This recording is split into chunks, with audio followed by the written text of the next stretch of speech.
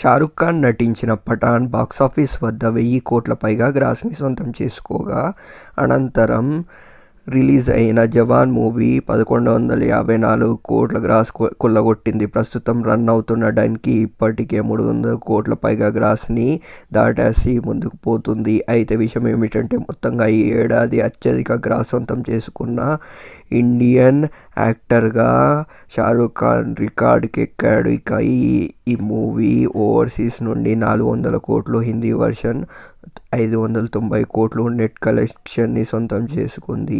అలాగే తెలుగు, తమిళ్ వర్షన్లో కూడా జవాన్ భారీ కలెక్షన్స్ రాబట్టడం జరిగింది.